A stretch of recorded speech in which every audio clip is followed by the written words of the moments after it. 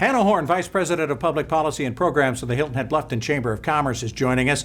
You at least got the weekend off, but boy, July is going to be busy watching Columbia and Washington for more help as the coronavirus crisis continues. Yeah, we're watching several pieces of policy that are either being expanded or reformed or just in the works, period, for the very first time. So let me start with Washington because that's a little bit farther away and can be a bit elusive for those of us to wrap our brains around. So first thing that, of course, any of our businesses need to know that if you already are a recipient of the PPP loan, make sure that you've looked at what those new terms are. You know, they've expanded it out to 24 weeks now. The breakdown of what are can be used for payroll and non-payroll expenses all changed here in the last 2 to 3 weeks. So please make sure, and there's also an easier form now for loan forgiveness. So if you have any questions about that, please reach out to me. I will put you in contact with people that will sit down with you either in person or virtually and take you through that.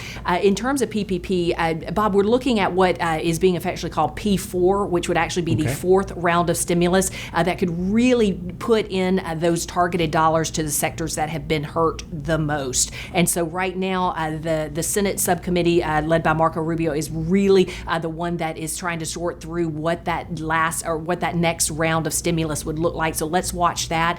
There's also been an infrastructure bill that has moved through one of the houses, not the other, unfortunately. I think it's going to become a bit of a political football. Also want to mention as well, there was a big piece of immigration policy that from the executive branch that was signed. I think that the reasoning, the logic behind it is solid in that, we reached, I want to say, up to 13% unemployment during COVID. And I think that the president didn't want those outside foreign workers coming in, taking American jobs. But the truth of the matter is we all know in this particular economy that even in the best employment situation, we had 1% unemployment this time last year. We still needed H-2B visa workers. We still needed J-1s in our resorts.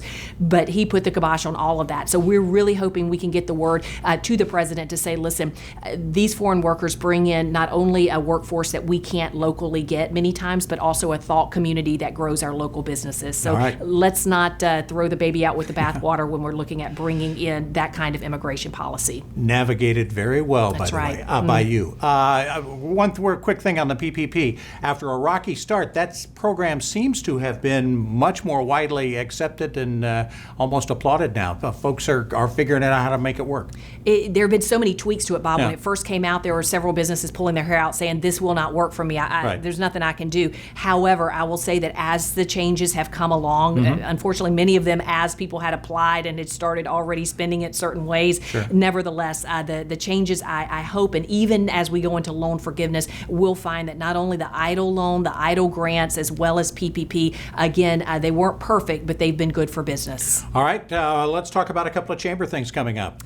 July 14th, an online workshop. Tell us what this is going to do. We have had to be so smart during COVID as a business community to make sure that we were reaching customers online through social media, through target digital marketing, through signs on the road. We've never done that before on Hilton Head. So however you could get the word out, let's continue being creative and being nimble as a business community. July 14th, we have a Google presenter, a Google educated a marketer coming in. His name is Deming Bass, and it's going to be virtual, but it's how to reach your customers online. And so it's going to be a free seminar. We're really going to stay committed here at the Chamber to make sure that our businesses get online learning that they can hop into on a Zoom so we can continue to social distance, but at the same time that you continue to get those creative, innovative ways to market to what is, as we're seeing, an influx of visitors that are driving over that bridge saying, hey, let's have fun. What's there to do on Hilton Head?